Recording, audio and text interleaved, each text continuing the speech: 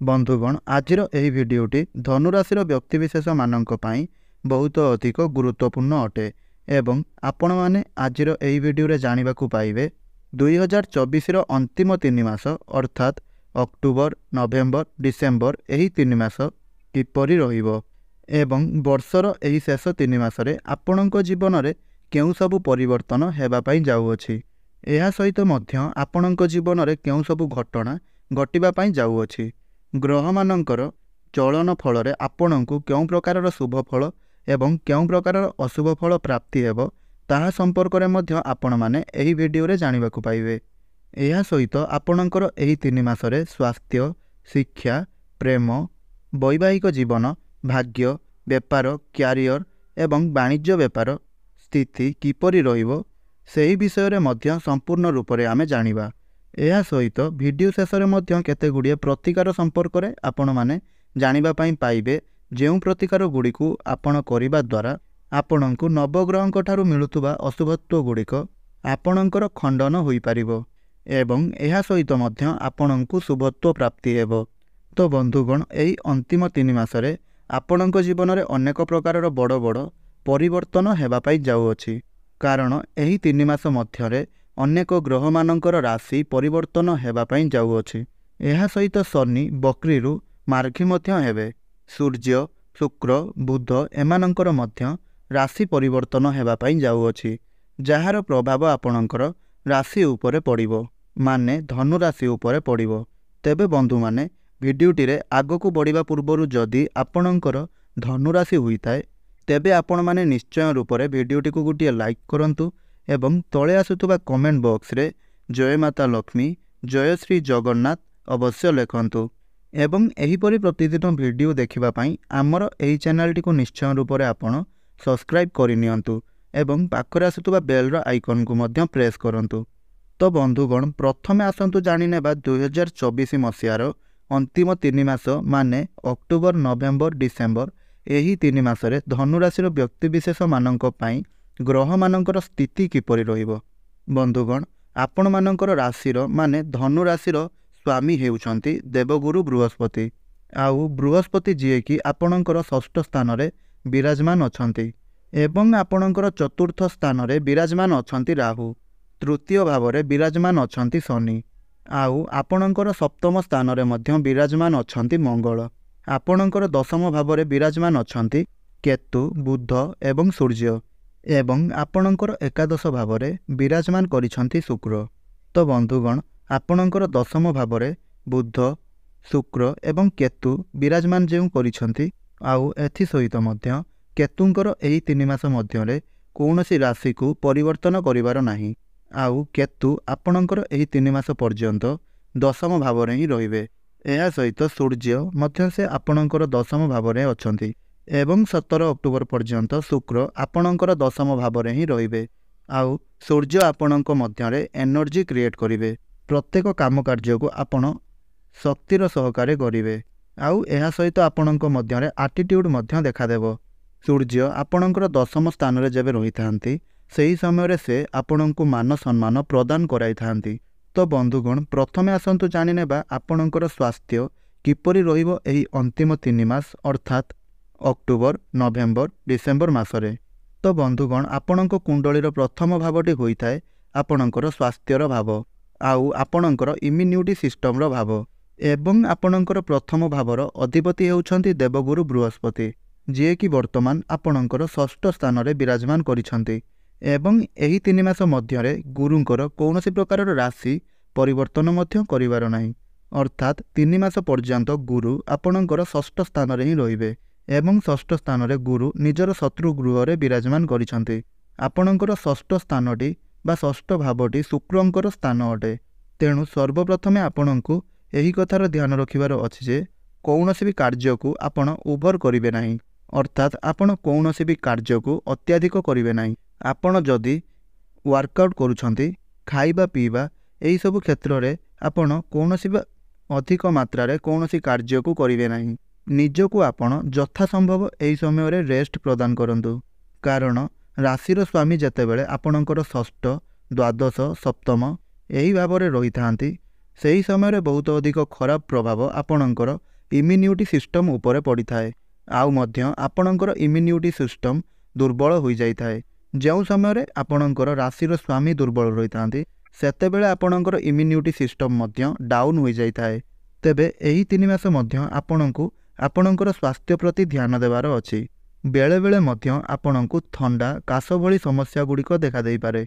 आउ पेटजनित समस्या मध्य देखा देई पारे। तो एही सबु गुड़िकर कारण कौन एवं जार प्रतिकार करने द्वारा यही सबू दूर हेब से प्रतिकार गुड़िक कौन रही ताहा आपण वीडियो शेष में जानापी पाइबे।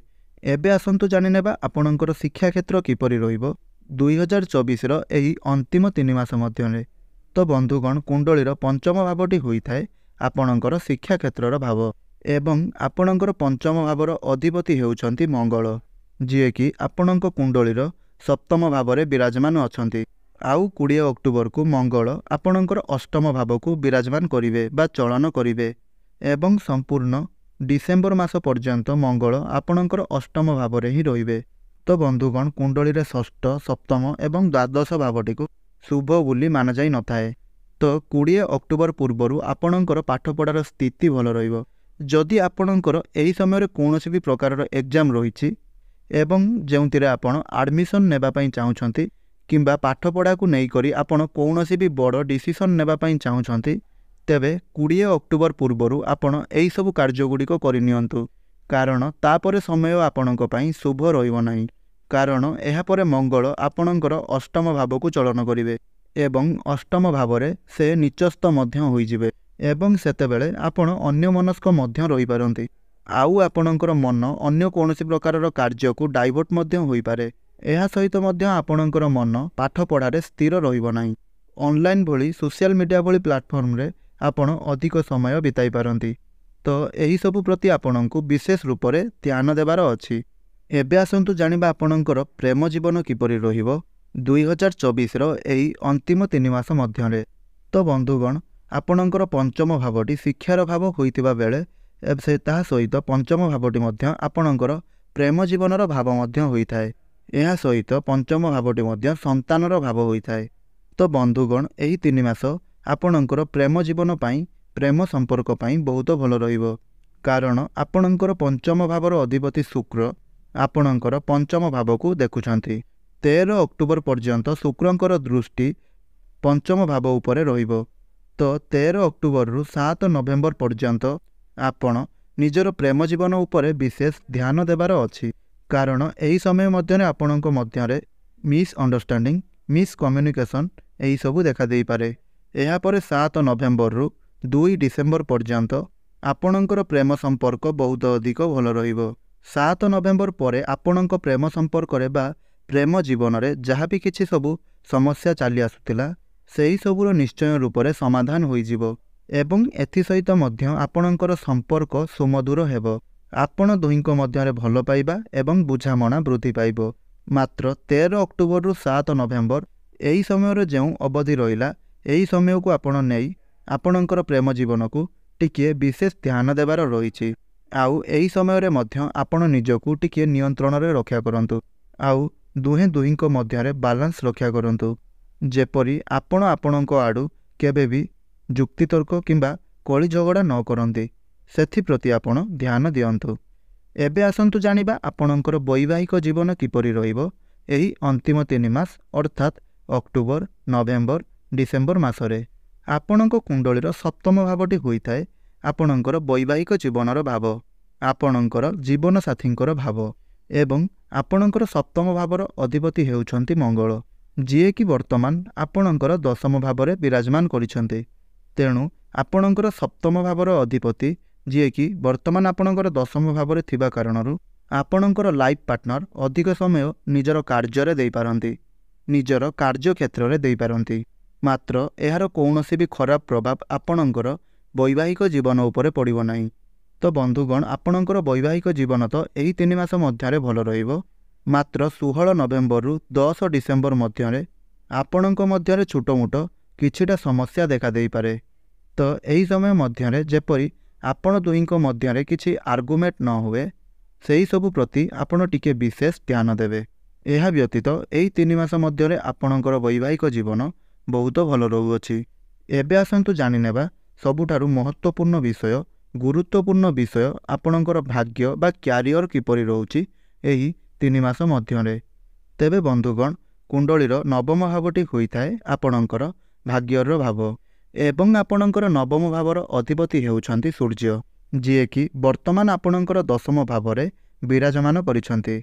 आउ 17 अक्टोबर पर्यंत सूर्य आपणकर दशम भावरे ही रहिबे। तेबे 17 अक्टोबर पर्यंत आपणकर भाग्य बहुत अधिक भल रहिबो। से पर्यंत आपणको संपूर्ण रूप से आपणको भाग्यर साथ मिलिबो, कारण सूर्य आपणकर त्रिकोणर स्वामी होई केन्द्र रे विराजमान करिछन्ति। तेबे 17 अक्टोबर पर्यंत एठारे सूर्यंकर स्थिति बहुत भल रहुछि।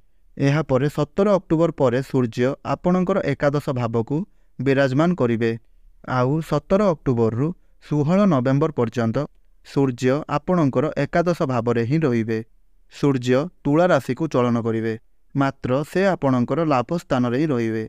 तुला राशि रे सूर्य निचस्थ हेले मध्य आपणकर लाभ स्थान रे विराजमान थिबा हेतु आपणको कौनसी शॉर्टकट मात्रा रे धन उपार्जन होई पारे। आपणकर भाग्य रे मध्य अल्प किछि विघ्न आसिले आपणकर काम आपणकर जेकोनसी उपाय रे मध्य होई जिवो, कारण जेहेतु सूर्य आपणकर लाभ स्थान रे रहिचन्ति। एबे आसन्तु जानिनेबा किछि प्रतिकार संपर्क रे, जेउ प्रतिकार गुड़िक आपण करिबा द्वारा एही 3 मास मध्यरे आसुतुबा समस्त अशुभत्व गुड़िकर खंडन होई पारिबो एवं एहा सहित मध्य आपणଙ୍କୁ शुभत्व प्राप्ति हेबो। बंधुगण प्रत्येक दिन आपण गुरुंकर बीज मंत्र 108 थर जप करंतु। एहा व्यतीत आपण प्रत्येक दिन हनुमान चालीसार पाठ करंतु एवं प्रत्येक दिन स्नान सारिबा परे उदित सूर्यंकु जलार्घ्य अर्पण करंतु। आपणकर समस्त अशुभत्व खंडन होई आपणଙ୍କୁ निश्चय रूप से शुभत्व प्राप्ति हेबो। आउ मध्य आपणकर भाग्य रे उन्नति आसीबो। तेबे बंधुगण जदि आपणଙ୍କୁ एई वीडियोटी भल लागिथाए वीडियोटी को गोटे लाइक करंतु एवं तले आसुथुबा कमेंट बॉक्स रे जय माता लक्ष्मी जय श्री जगन्नाथ अवश्य लिखंतु। आउ वीडियोटी को आपणकर प्रियजन मानक मध्य रे शेयर निश्चय करंतु। एहा सहित प्रतिदिन आपण एई भली वीडियो देखिबा पई आमर एई चैनल टी को सब्सक्राइब करी पाखरे आसुथुबा बेल र आइकन टी को प्रेस करंतु, जहा फल रे आमे अपलोड करुथुबा प्रत्येक दिनर वीडियो आपणक पाखरे सर्वप्रथमे पहुँची पारिबो। तेबे आजिर वीडियोटी को एइठी रखुछि, पुणी कथा हेबा आउ एक नूतन वीडियो माध्यम रे। धन्यवाद।